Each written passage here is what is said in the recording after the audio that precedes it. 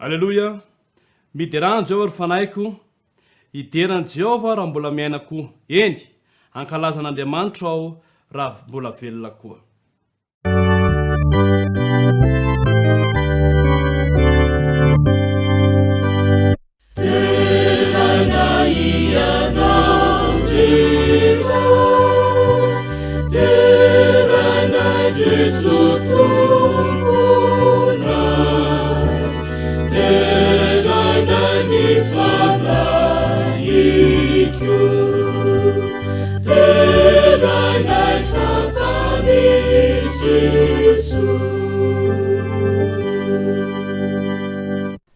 Manasanao ary hiaraka hivavaka isika.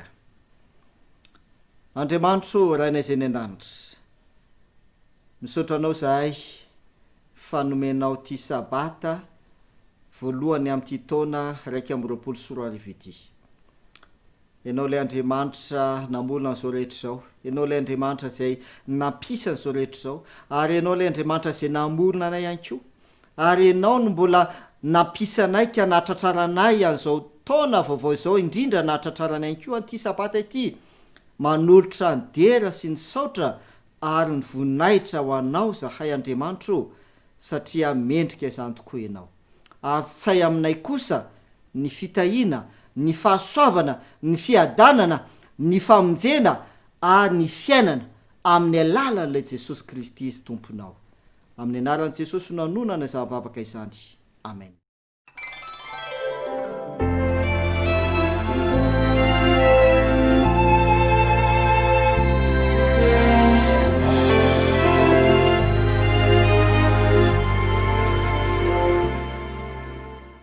Isaorantsika Andriamanitra ry havana malala isany, ry mpiaino malala izay manaraka tsy tapaka izao fandarana ao amin'ity fampitana ity, ary faly miarabatsika tratra izao taona vaovao izao, taona 2024. Faly miarabatsika amin'izao sabata voalohany amin'izany taona vaovao izany. Ity taona ity anie dia mba ho tao-piovana ho amin'ny tsaratsara koa hatrany ho antsika tsirairay avy, mba ho tao-pambeazana izany, mba ho tao-pitahiana izany, ary mba ho tao-pamonjena ho antsika. Dia tompony atantsika tsirairay avy, ary mitsomana tena fa amin'ity sabata ity, amin'ny fotoana izay anarahanareo izao fandarana izao, dia atsapa ny fanatrehan'Andriamanitra ianareo any amin'ny toerana misy anareo tsirairay avy any, ahita ny voninahitr'Andriamanitra, ary atsapa sy ahita ny fifaliana, ny fitahiana izay rotrak'Andriamanitra ho amin'izao sabata izao. Anonjatsika ny fotoana sy hidiarantsika an'Andriamanitra, dia andeha iarahantsika manaony ny larakira fa 757, larakira fa 757 ampidino eto anio, ataontsika ny andindretra amin'izany mba ahafahantsika midera sy manome voninahitra ary mankalaza ny Andriamanitra izay tompontsika.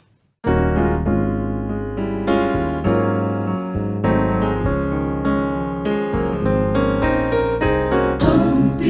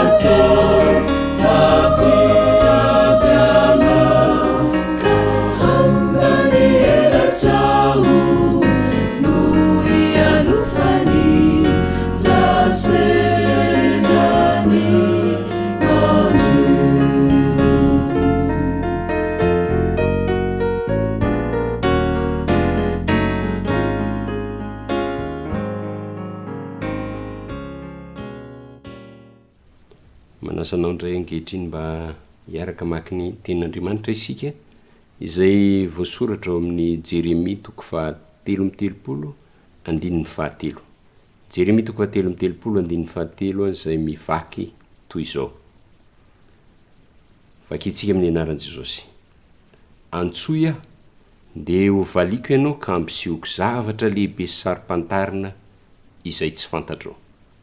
Ndeha ho toizantsika ny vakiteny ao amin'ny tantara faharoa, bokin'ny tantara faharoa 7 ny 2:4.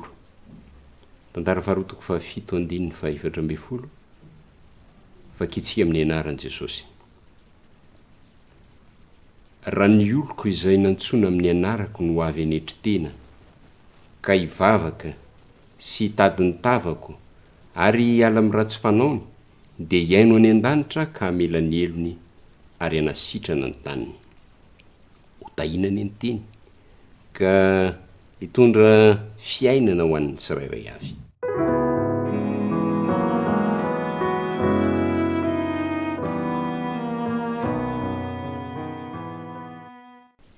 Ankehitriny dia manasanao indray mba hiaraka nitry tena andohalika eo anatrehan'Andriamanitra isika, anandratra vavaka eo amin'ny seza fiandrianany.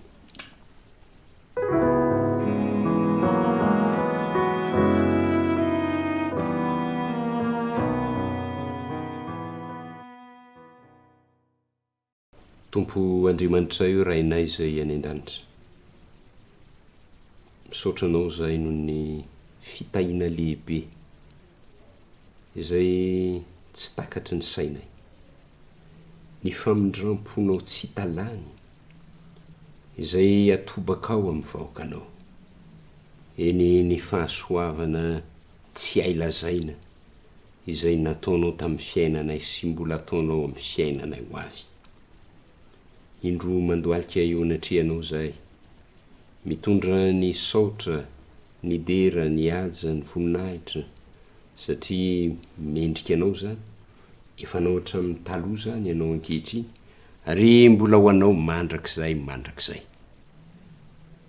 Mahatoky ny fitantananao zahay.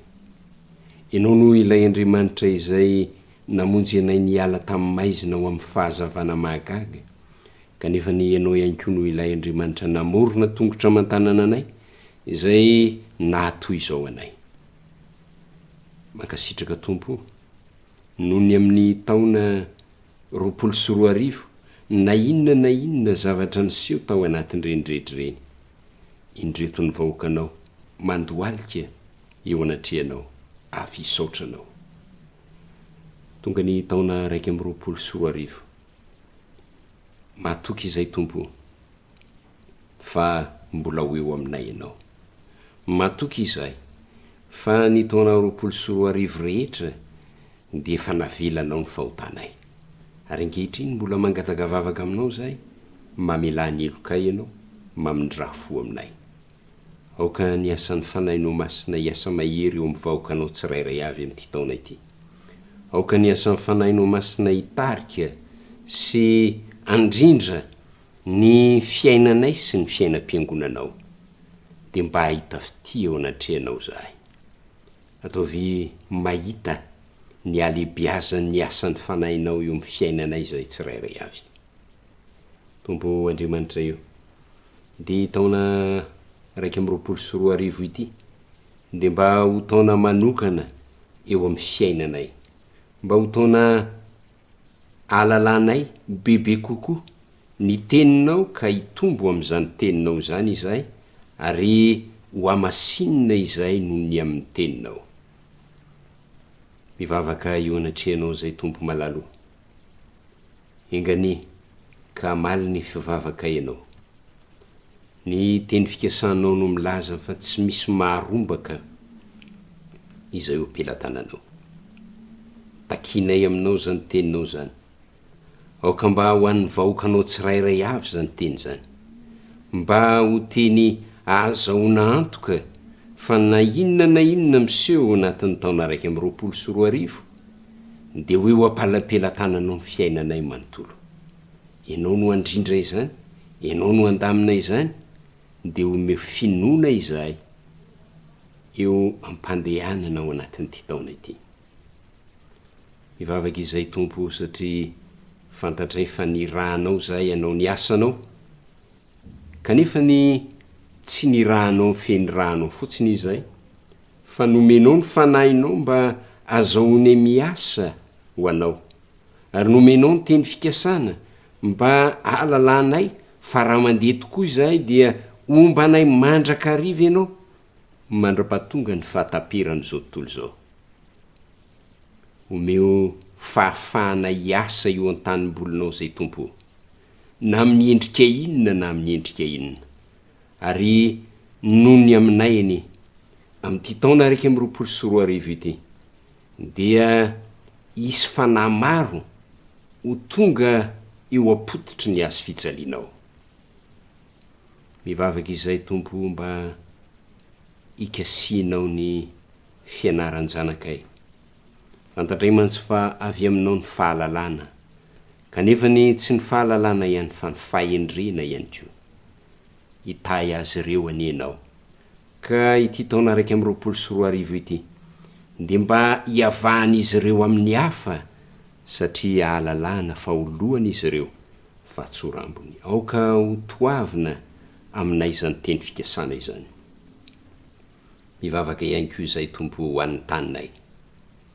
Fantatray fa manana olana izahay, kanefa ny ianao lay mpamaha olana lehibe, no tianay mba amangy ny tanindrazanay, amangy anay tsirairay avy, ka tonga ny tanindrazanay ho tany izay azahoana miaina, eny azahoana ihany koa manararoatra ny fitoriana ny filazantsaranao.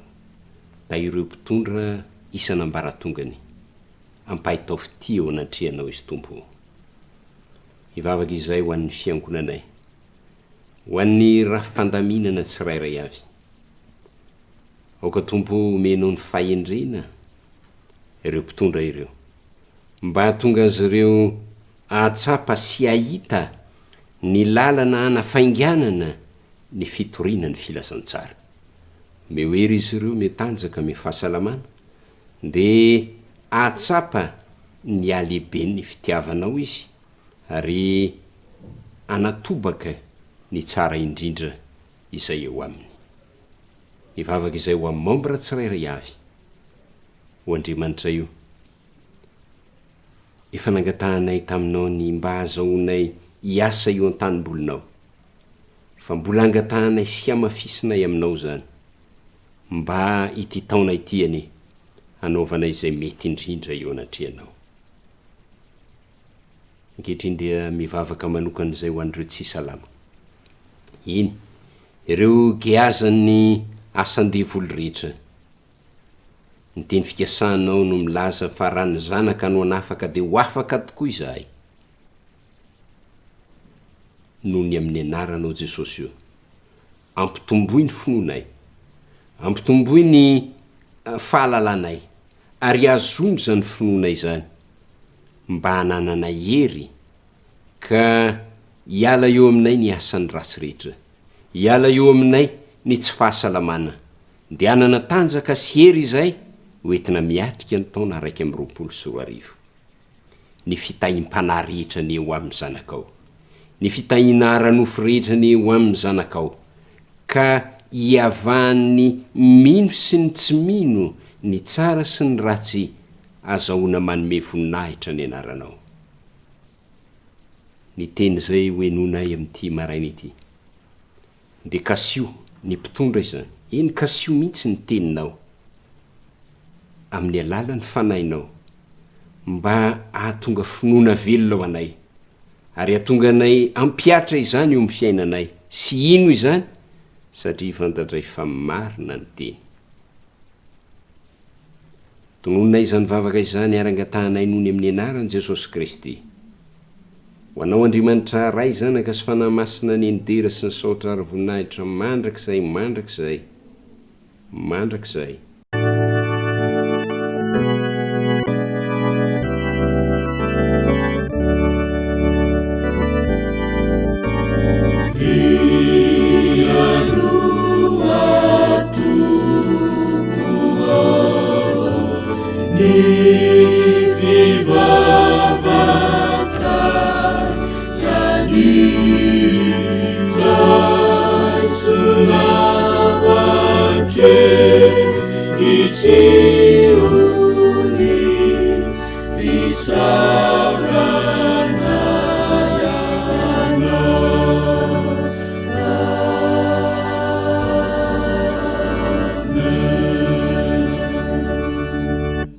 Amen. Amen.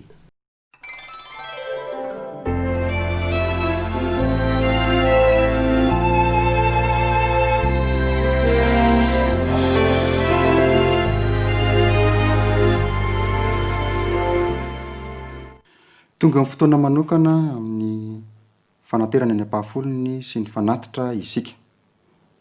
Andeha hiomana isika ka ametraka izany eo ampelantanantsika izany fanatitra izany sy ny ampahafolony ka hanao vavaka mangina.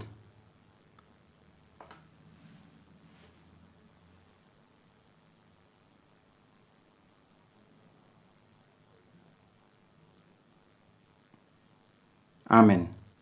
Betsaka ny manontany manao hoe amin'ny fotoana manahoana tokoa moa ny tokony hanaterana ny fanatitra sy ny ampahafolony.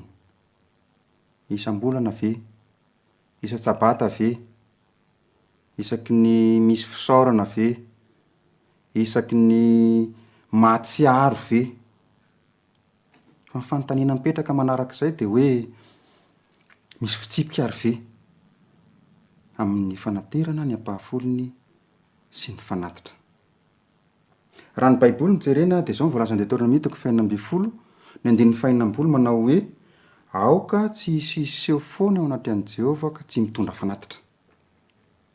Rehefa hiseho anatrehany Jehovah zany sika dia tokony hitondra fanatitra. Ny faharoa dia izay voalazan'ny Paoly ao amin'ny Korintiana faharoa 4:12 fa arakarak'izay ananantsika ihany no anaterantsika ny ampahafolony sy ny fanatitra. Isaky mamerina ny ampahafolony sy ny fanatitra zany isika dia aoka ho fantatsika fa takian'Andriamanitra izany. Ary izao ny voalazan'ny Malaki 3:7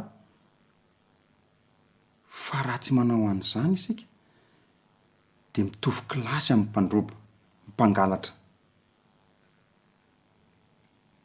Ny ohabolana 7:7 ihany koa dia milaza fa mankalazany Jehovah amin'ny fanananao sy amin'ny voaloham-bokatrao rehetra. Izany hoe ny fanatitra sy ny ampahafolony izay takian'Andriamanitra hataotsika dia tsy mila voatsiary akory Andriamanitra fa arakaraka ny zavatra izay nitahiny atsika no anomezany hitakiny izay tokony homena an'Andriamanitra amin'ny fanomezany ny ampahafolony sy ny fanatitra.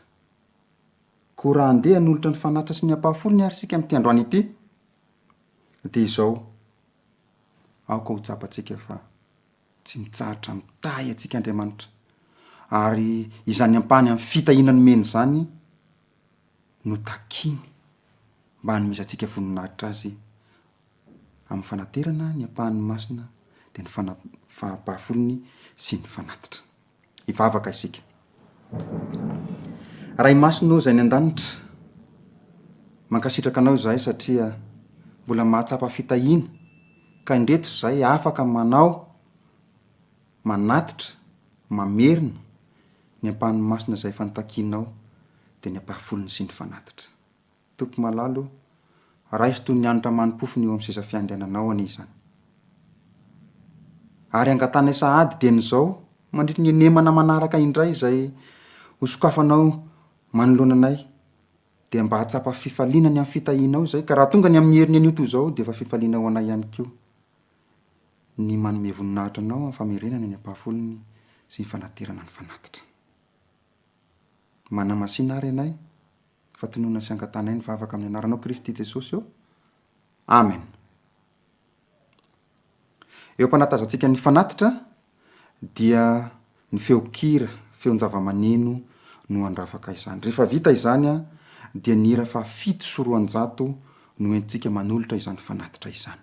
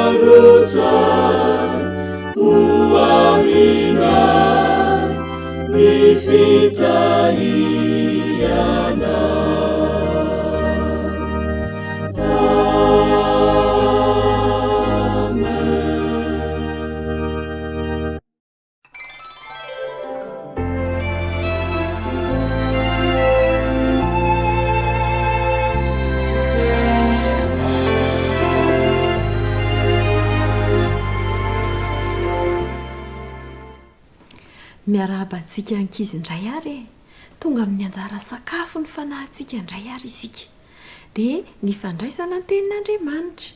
Mialohan'izay toy ny mahazatra antsika dia andao hiarahira ny ora mamy indray ary.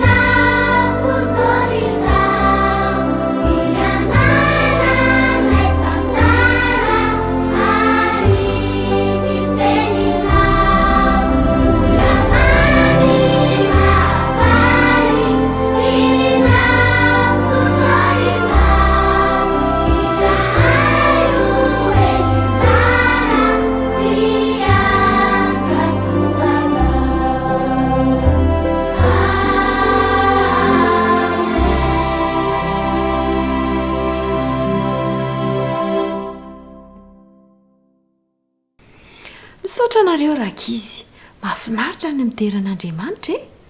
Andeha ary aloha isika hivavaka mialohan'ny ny andraisantsika ny afatra natokana ho antsika. Hivavaka aloha isika. Andriamanitra, misaotra anao indrindra izahay noho izao fotoana mamy izay omenao anay mba handraisanay ny teninao sy ireo afatra avy aminao raisinay amin'ny alalan'ny tantara. Andriamanitro miasa amin'ny ankizy tsirairay avy ary aoka mifanahinao no hitoetra sy hitarika anay mandrakariva amin'ny anaran'i Jesosy. Amen. Eny ary nareo ve rakizy dia mahafantatra fa tena mihaino vavaka Andriamanitra? Tena mihaino vavaka tokoa izy. Niza mangataka aminy na lehibe na tanora na ankizy izay mangataka amin'Andriamanitra dia valiany tokoa. Ny andraisantsika an'izay teny hoe mamaly vavaka izay Andriamanitra dia andeha ho raisintsika amin'ny alalan'ny tantara anankiray. Tantarana zazalahy kely anankiray manana tongotra ngeza be. Izay ny lohateny, zazalahy kely anankiray manana tongotra ngeza be. Ny tantarantsika dia tantara tena nisy izay niseho tany Afrika Andrefana, firenen'ny Liberia. Tovolahy kely anankiray antsoina hoe Wilmot Red no horesantsika. Vao 7 taona monja izy tamin'izay. Rehefa ny fo maraina izy rakizy dia taitra be izy fa ngeza be ny tongony. Jereny ny ratsa-tongony, ny ranjony, ny fehany, lasa avoroeny, tena ngeza be. Nanandrana napiditra pataloha izy, tsy omby anazy le izy fa tery be. Nampidiriny indray ny kiraro, tsy tafiditra fa lasa ohatry ny kely bilitika izany le kiraro. Napiditra short izy dia lasa izy niazakazaka tany amin'ny dada, tsy nanao kiraro. Dada, ngeza be ny tongotro. Taitra ny dada ary natahotra mihitsy nahita azy. Tsapatsapainy dada n'ilay tongotra. Marary ve izany? Tsy marary mihitsy ozy izy Wilmot. Tena tsy marary fa ngeza be fotsiny. Nieritreritra dada fa raha miandry andro vitsivitsy izy dia ho afaka io fivotosana io. Dia niandry endraso ozy izy dada fa rehefa kelikely dia miena io e. Jerena nefa ndrakizy.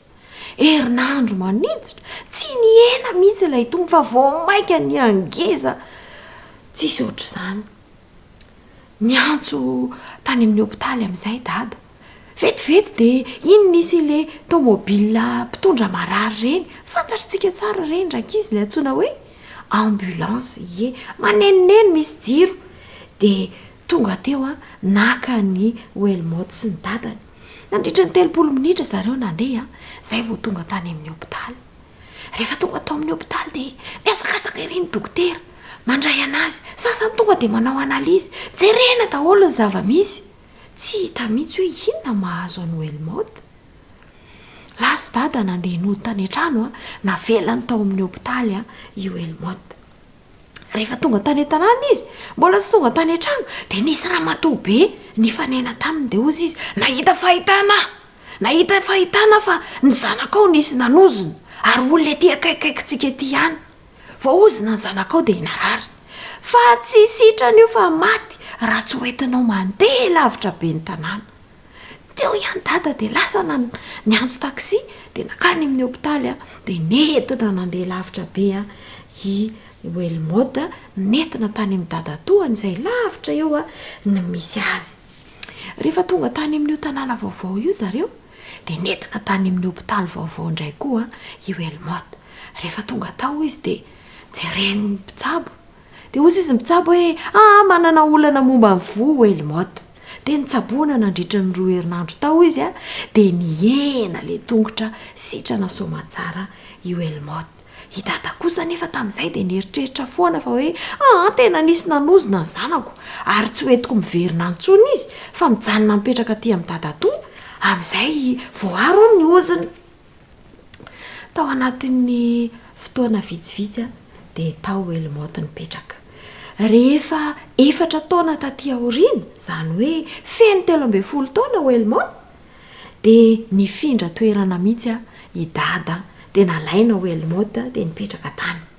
rehefa tonga tao izy dia nampidirina ny anatra tao amin'ny sekoly advantista mitandrina ny andro farafito helmota tao amin'io sekoly io no nahatsapany sy nahitany fa hoe ay Andriamanitra ka mamaly vavaka ary tao zany nahatonga ny helmota nanolo tena ho an'Andriamanitra ary te ampiseho ny fitiavana an'Andriamanitra izy tamin'ny fitandremana ny sabata tezitra ny dadany satria ny dadany dia mivavaka amin'ny andro hafa ary rehefa sabata ry zareo dia be raharaha be dia helmota tsy manao raharaha intsony tsy manasa lamba izy ary tsy manao fanadiovana tokotany intsony fa lasa mandeha mivavaka sazy ny dada ary helmota tsy amena sakafo izy rehefa sabata kanefa ny vavaka foana helmota mba nalefahan'Andriamanitra ny fony dadany indray hariva teo amin'ny fotoam-pivavahana ny fianakaviana dia nangatako helmota hoe dada mba tadiavao amin'ny baiboly hoe fa mba tiako fantatra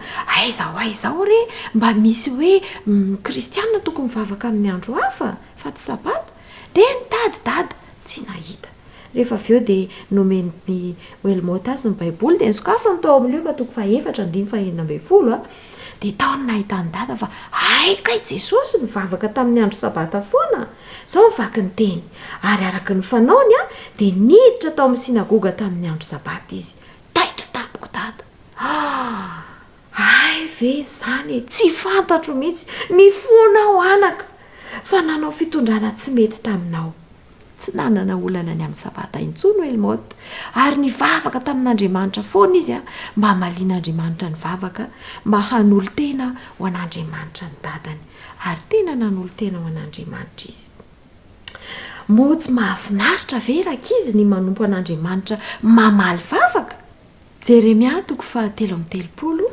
andininy 7 andeha ho vakitsika amin'ny anaran'i Jesosy antsoy aho dia ho valiako ianao ka mpisehoko zavatra lehibe sy sarom-pantarina izay tsy fantatrao antsoy aho ozy Andriamanitra dia ho valiako ianao inona ary ny zavatra tianao angatahana amin'Andriamanitra androany betsaka izy ary te hivavaka samy mivavaka rakizy fa mamaly vavaka Andriamanitra andeha hivavaka tsika Andriamanitra misaotra anao izahay no ny tantara ny helmota nampafantatra anay fa tena mamaly vavaka ianao ary mitandrina ny sabata ihany koa ianao ampio izay mba hizara izany amin'ny namanay ary ampio izay mba hangataka sy hatoky ianao mandrakariva eo amin'ny fiainanay betsaka ny zavatra tiany ankizy angatahana aminao ianao Andriamanitra no anatanteraka ny sitraponao amin'ny ankizy tsirairay avy dia apetraka eo ampelantananao ny fiainanay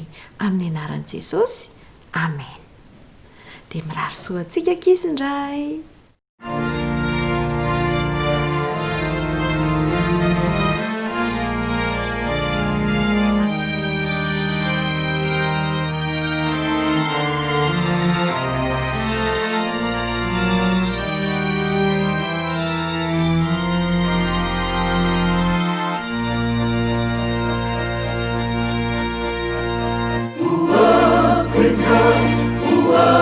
Uafetai, Jesus,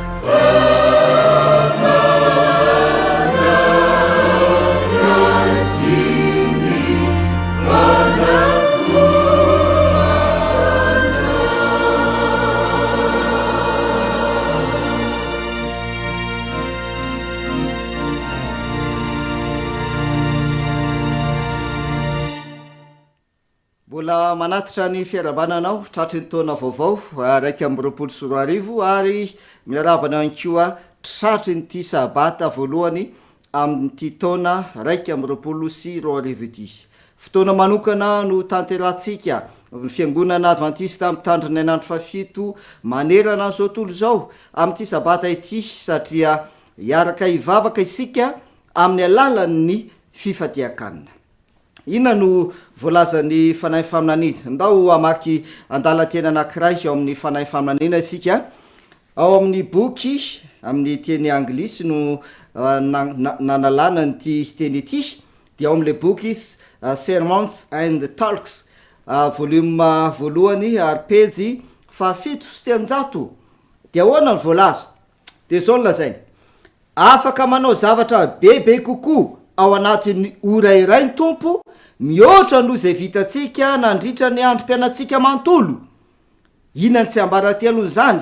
Ahoana fomba hatanteraka izany? De zao ny voalaza: rehefa hitan'Andriamanitra fa manolo tena tanteraka ny olony dia mamela ilaza aminareo hoy ny anabavin'ny tompo fa ny asa lehibe no vita ao anatin'ny fotoana fohy. Ravana malala izany indrindra no antom-pisiny zao fiaraha-mivavaka amin'ny alalan'ny fifadiakanina izao mba hisin'ny fanolora-tena bebe kokoa amin'ny olon'Andriamanitra.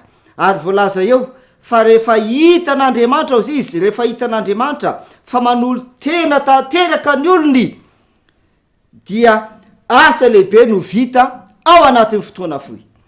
Ary afaka manao zavatra lehibe ao anatin'ny ora iray ny tompo mihoatra no zay vitatsika nandritra ny androm-pianatsika nandritra ny taona roapolo sy roa arivo zay efa lasa, fa amin'ty taona raiky amby roapolo sy roa arivo ity ao anatin'ny fotoana fohy dia afaka manao asa lehibe Andriamanitra rehefa hitany fa manolo tena tanteraka ny olony. Izany ane ny tena antom-pisiny zao fiaraha-mivavaka amin'ny alalan'ny fifadiakanina izao hoe mba hisiny fanolora-tena bebe kokoa amin'ny vahoakan'Andriamanitra, mba hitombo finoana bebe kokoa ny olon'Andriamanitra araka ny vavaka zay na fangatana nataon'ny mpianatra tamin'i Jesosy hoe tompo ampitomboy ny finoanay, ampitomboy ny finoanay.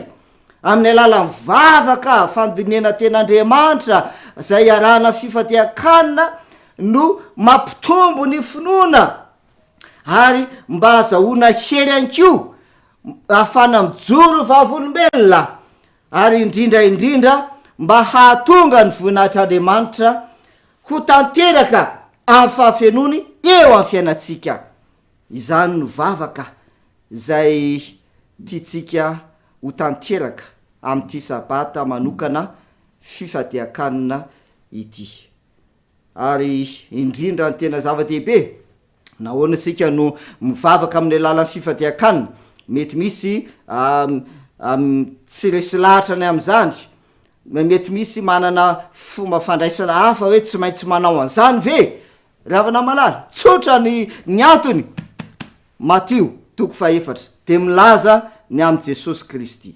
milaza ny am' jesosy kristy fa jesosy kristy rehefa hanatanteraka ny asany rehefa avy natao batisa dia hiatrika amin'ny asa famonjena ny an'izao tolo zao dia nivavaka ary ny fady hianina nandritra ny 10 andro sy 10 alina tsy mila manao an'izany angamba ianao hoe 10 andro andeha hifady hianina fa zava-dehibe de le hoe fiaraha-mivavaka amin'ny alala ny fifadiakanina izany indrindra no antony anokanatsika ty sabata ety hanaovantsika fiaraha-mivavaka sy fifadiakanina mba hitovy am' jesosy isika hitovy am' jesosy kristy isika anana fitoviana am'ilay tompontsika dia jesosy kristy eny ary ny lohateny ny lohahevitra raha ny tena mana ny lohahevitra lehibe zay hojerevantsika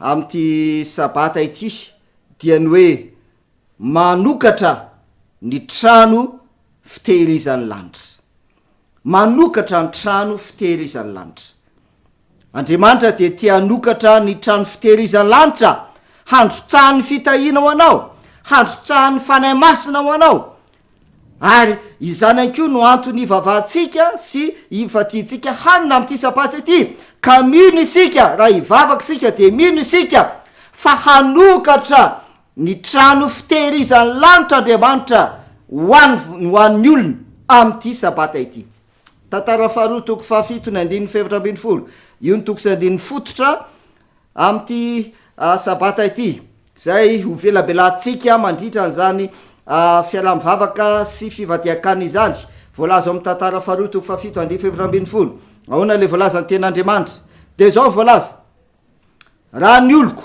ho jehova raha ny oloko zay antsona amin'ny anarako mitondra ny anarako raha ny oloko zay antsona amin'ny anarako no avy hanetry teny zay voalohany ho avy hanetry teny fanetrete miala avokoa ny avonavina rehetrarehetra am'ty sabata ity aoka hiala avokoa ny avonavina rehetrarehetra aoka hiala avokoa ny fizahozahoana rehetra hoe za ve za ohatra ny tsy mila an'izany fihatianina zany a za ohatra ny tsy mila manao an'izany a tsika tsy mila manaraka an'izany fandaran'zany miala avokoa ny fizahozahoana rehetra miala avokoa ny firehareana rehetra fa raha ny oloko zay atsona amin'ny anarako hoy andriamanitra no avy ka hanetry tena milefitra eo ambaniny heriny fanahy masina milefitra eo ambaniny sitrapon'andriamanitra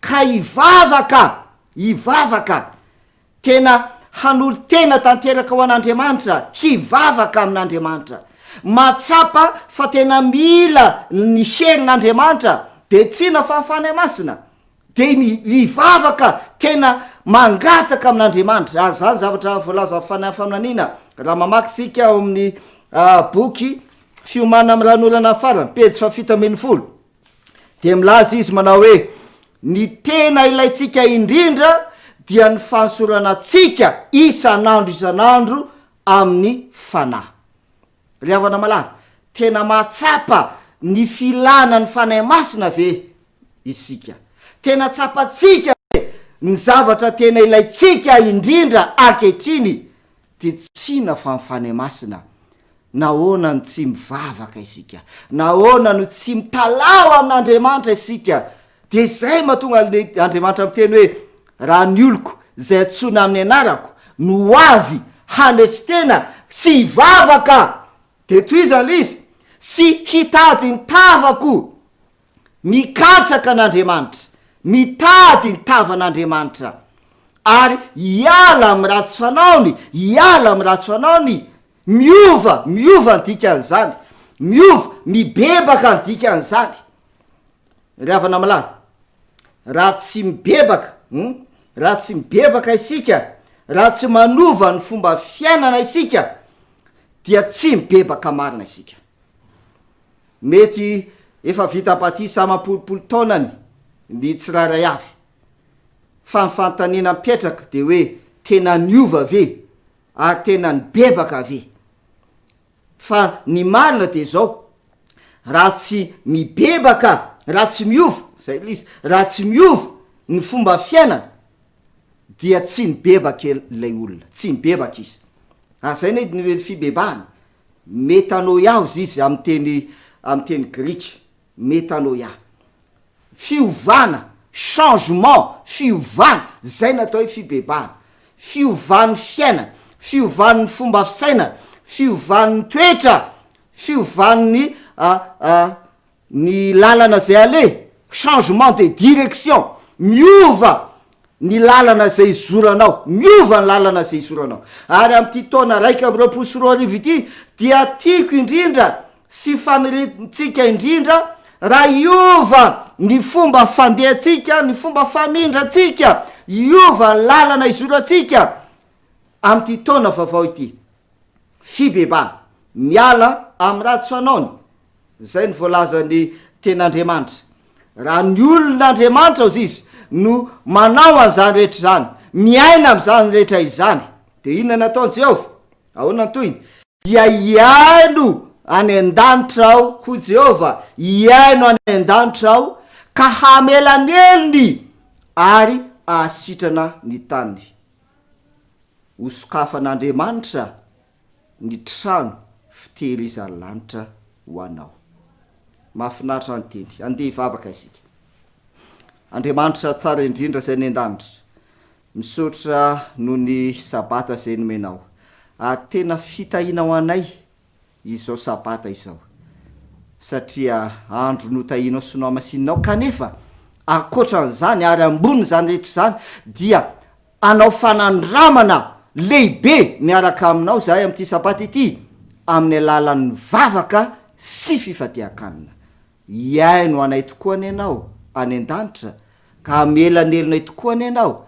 ary asitrana tokoa any anao ary hosokafanao tokoa ane ny trano fitehirizany lany amin'ny anaran'i Jesosy amen. Pastora anankiray zay niasa tany amin'ny toerana zay tsy ahafana mitory ny filazantsara Ankalala Stefana ny anaran'ilay pastora Stefana. Inona zavatra niseho any am'ty toerana ity dia enjehana reo mpino kristianina kadraina ampijaliana ary esoesona ary misy mitsy aza novonona ho faty dia indray mandeha ity pastora Stefana ity dia norarany fanjakana mihitsy izy tsy anao ny asany amin'ny mampitandrina azy ary norarany fanjakana mihitsy tsy hitory ny filazantsara intsony ry havana malala ina zavatra anseho tsy afaka ny asa intsony pastora Stefana dia niezaka namelona ny fianakaviana izy eny fa na dia fivelomana aza dia tena sarotra tam'izany fotoana izany fa ny zavatra mahafinaritra de zao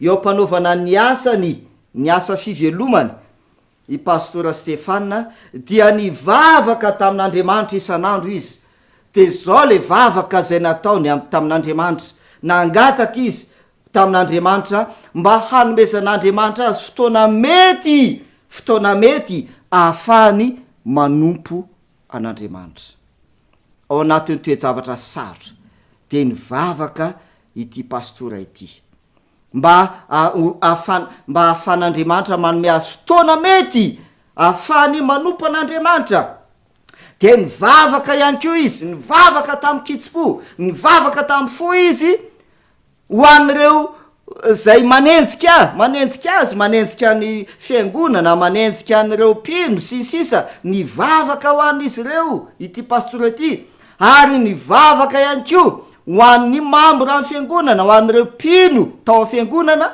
mba hisiny fifoazana eo anivon'ny fiangonana zay niasany. Inona ny zavatra anseho fahagagana 4 taona taty aoriana nisokatra ny lalana naverina taminy ny fahafahana mitoly ny filazantsara dia ny andraikitra fiangonana anankiray izy, fiangonana lehibe tao oradia, zay ny anaran'le toerana zay nisan'le fiangonana lehibe ny asany i pastora Stefana.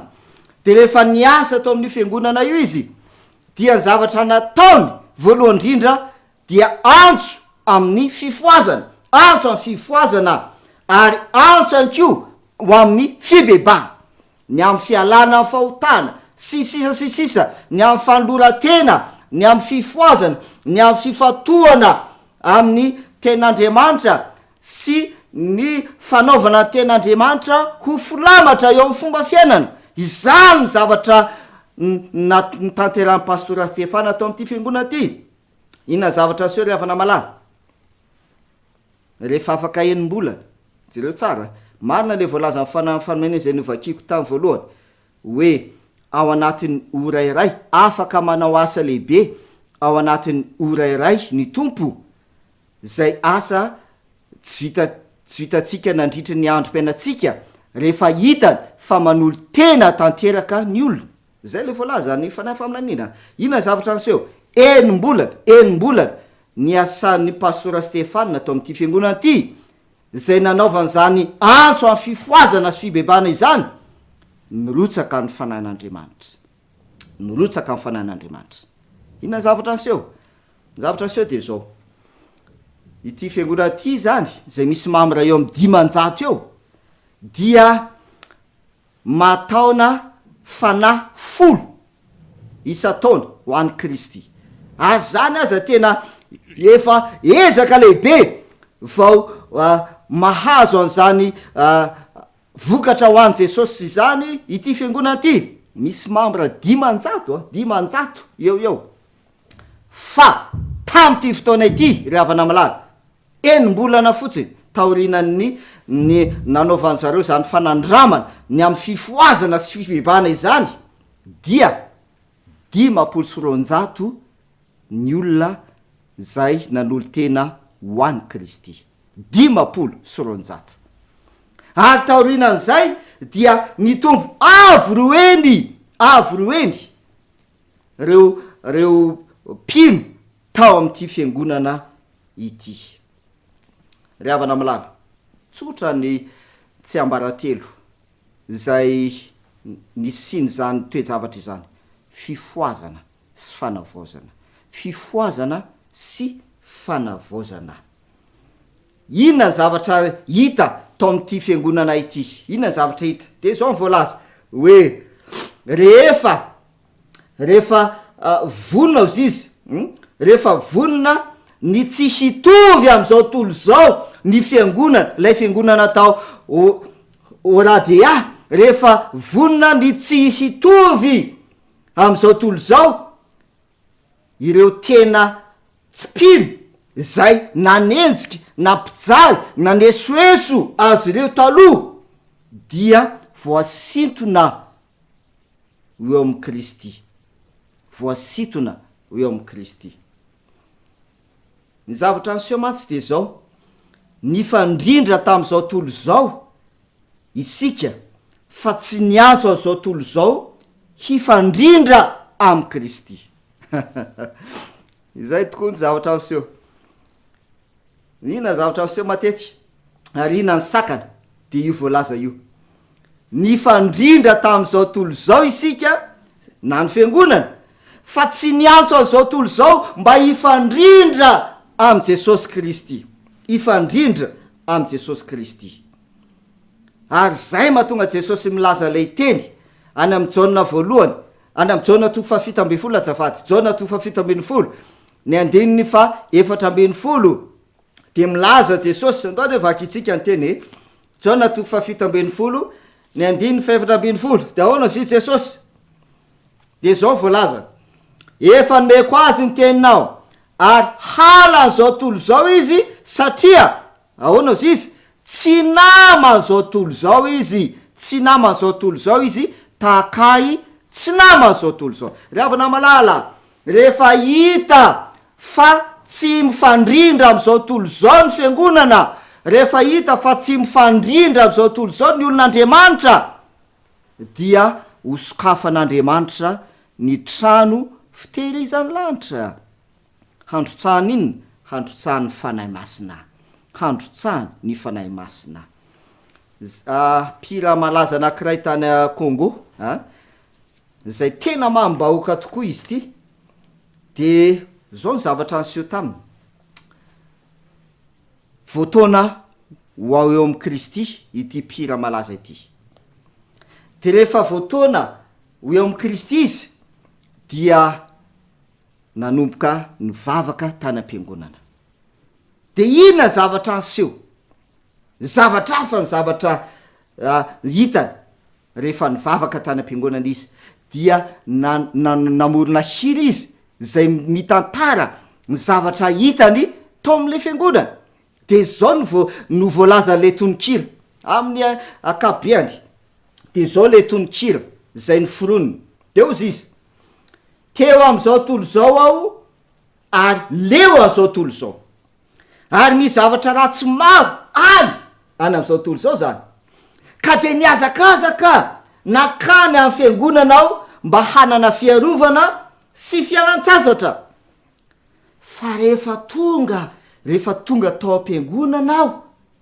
dia nalahelo satria hitako fa izao tontolo zao zay nialany zany izao tontolo zao de efa tonga nonona ao am-piangonana rehefa namalala raha ny oloko zay atsona amin'ny anarako no avy hanetry tena ka ivavaka sy tady ny tavako ary hiala amin'ny ratsy fanaony de hiaino any an-danitra aho ho Jehova izany voalazany ten'Andriamanitra inona ny zavatra anseho teto niala tany am'izao tolo zao ity pira malaza ity de tonga tao fiangonana ny zavatra hitany le zao tontolo zao nialany hita ao amin'ny fiangonana le zao tontolo zao niainana leo an'izao tolo zao ozy izy ary misy zavatra ratsy any ozy izy any am'izao tolo zao misy zavatra ratsy maro any fa rehefa tonga ao fiangonana izy de hita tao fiangonana le zao tontolo zao nialany zay no mahatonga Jesosy milaza am'le jaona 7:70 manao hoe hala an'izao tolo zao izy satria tsy nama zao tolo zao izy tahaka tsy nama zao tolo zao ryavana malala zavatra anseho tao am'le fiangonana lehibe zay niasan'ny pastora Stefana dia mampieritreritra fifoazana sy fibebahana fifoazana sy fibebahana izany fanandramana tian'Andriamanitra iaina amin'ny fiangonana izany fanandramana tian'Andriamanitra iaina ny olony am'ty taona vaovao 124 ity ry fiangonana malala andehtsika ifo ary andehtsika ibebaka amin'Andriamanitra aoka ho tena zavatra iainanao zany hoe fifoazana sy fanavaozana changement fanavaozana fivoanana fifoazana sy fanavaozana izany fa tsy programa fotsiny ka rehefa tapitra zany zao ty sabata ity de hiditra ho avindray ny 10 andro fifoazana sy fanavaozana de tapitra 10 andro tokony miova ny fiainanao tokony miova ianao fa tsy ny teo ihany teo ten'Andriamanitra ny mahafinaritra any amin'ny apokalypsy ary izy de milaza hoe nahita lanitra vaovao sy tany vaovao izy efa lasa ny lanitra voalohany sy tany voalohany misy zavatra tokony ho lasa zany eo amin'ny fiainana misy zavatra tokony ho lasa eo amin'ny fiainanao karaha lasa ny taona 2024 tonga taona 124 taona vaovao fiainana vaovao fibebahana fifoazana fanavaozana izany no tian'Andriamanitra iainan'ny olona am'ty taona vaovao ity ny toe-panahy inona tiany ten'Andriamanitra olazainy rehefa miteny izy vavaka zay nataon'i Jesosy hoe hala an'izao tolo zao izy tsy nama an'izao tolo zao izy tahakay tsy nama an'izao tolo zao tsy nama an'izao tolo zao inona ny tiany olazaina ny am'izany ary nahoana no miantso ho am'izany fifoazana sy fanavaozana izany Andriamanitra eo amin'ny olony tsotra ihany mba tsy ho tanteraka aminao lay teny amin'ny timoty faharoa toko fahatelo ny andiny voaloha ka hatrafadimy milaza izy ny am'toetrany olona any aparany any amin'ny andro farany de tafiditra voalaza ao le hoe manana ny toe-panahy araka n'Andriamanitra zay zany izy manana ny toe-panahy araka n'Andriamanitra nefa manda ninao izy manda ny heriny tsy niasa taminy zany le izy tsy nisy asa taminy tsy nisy vokany taminy manda ny heriny tsy manaiky niova kanefa manana ny toe-panahy araka n'Andriamanitra mahafantatra ny fahamarinana manana ny fahamarinana mahalala fahamarinana kanefa mandany heriny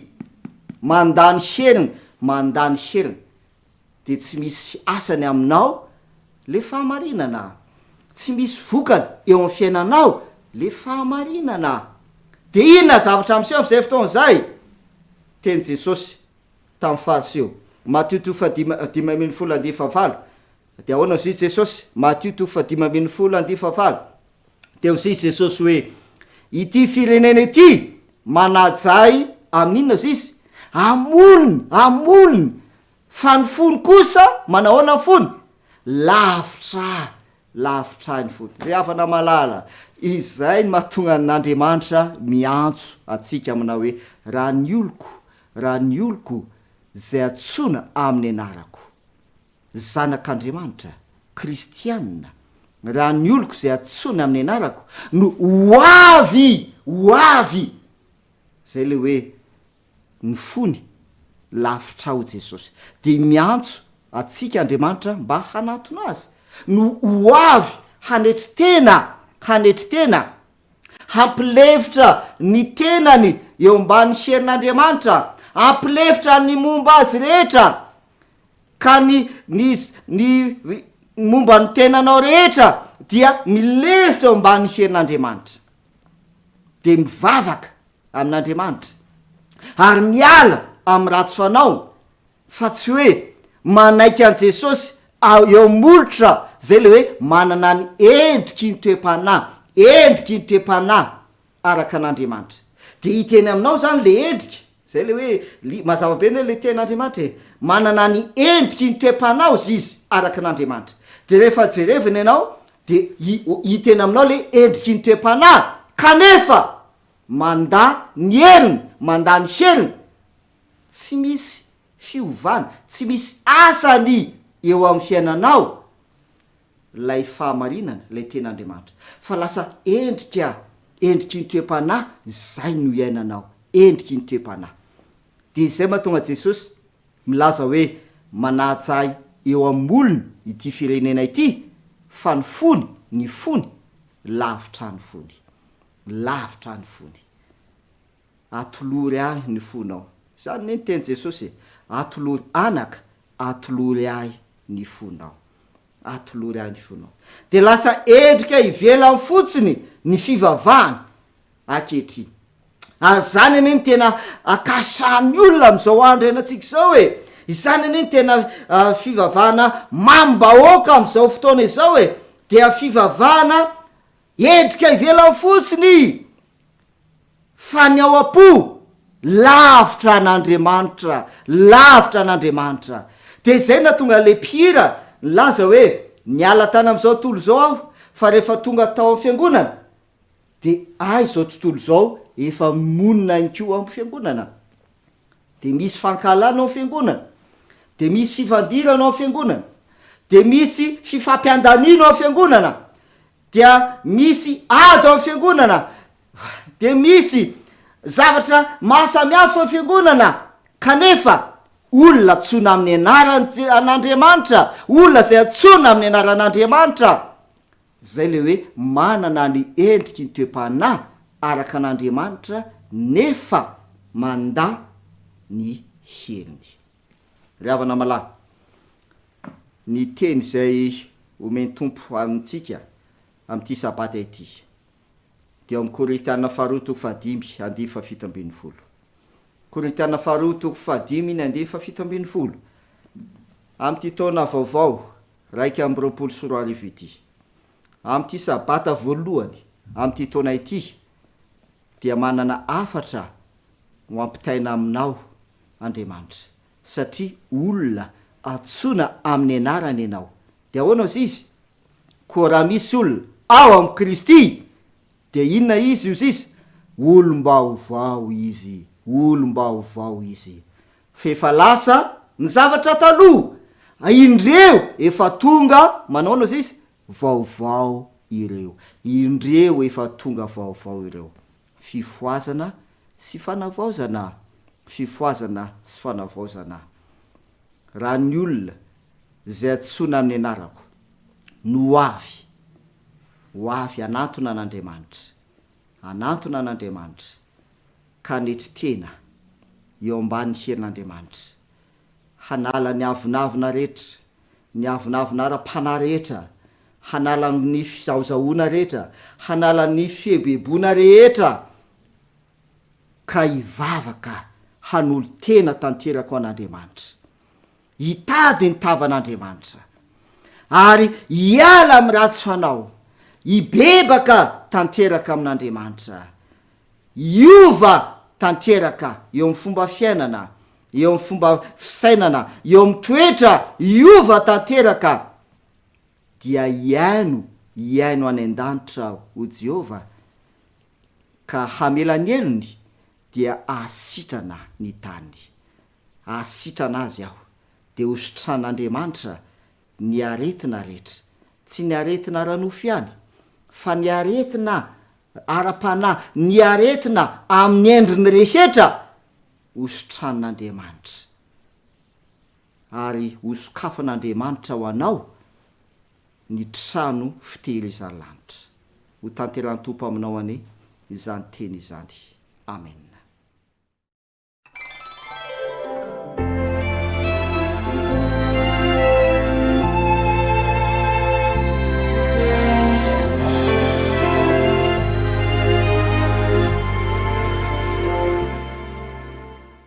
Isaorantsika be deabe Andriamanitra ary mpiaino malala isany ry ava malala isany noho ny tombontsoa manokana zay nanantsika ka nafahatsika ny aina tao anatin'izany teny zany hitondra hero antsika amin'ny fanomboana ny fiatrehana izao taona vaovao zao andeha ho faranantsika ny fotoana ary anao ny larakira fa 3:30 tsika alohan'ny tsodrano farany izay hoentin'ny ray aman-dren'ny pastora nitondra ny toroteny sy ny fampiarezana teo ihany larakira fa 3:30 ampona izao ny fanantenana.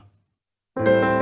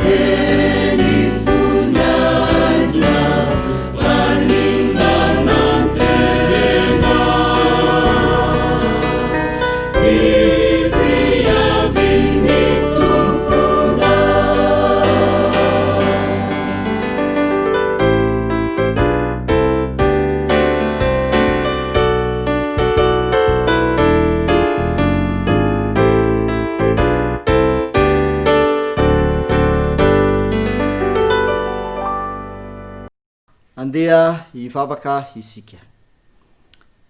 Andriamanitra raina izay ny an-danitra, ampitoera ty anatinay ny teninao, ary aoka ny teninao hanamasina anay, araka ny volazanao hoe manamasina aza ny fahamarinana, ny teninao ny fahamarinana, ary aoka ny teninao hiasa aty anatinay, hanovanay ny teninao, satria velona sy mahery ny teninao.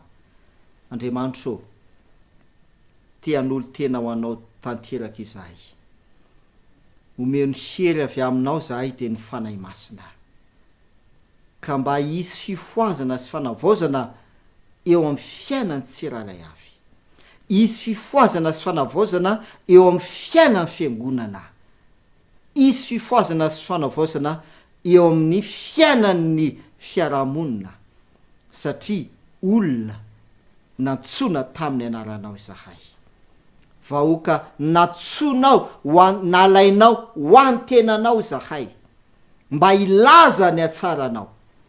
Andriamanitra o, tena fanelena indrindra mba olom-baovao ao am' Jesosy ny tsirairay avy am'ty taona 124 ety. Da io aran'ny isambatan'olona, da io ny fiangonanao ihany koa, dia tanterao aminay, tanterao amin'ny olonao ny tsodrano zay nomenao ny vahoakanao fa izay.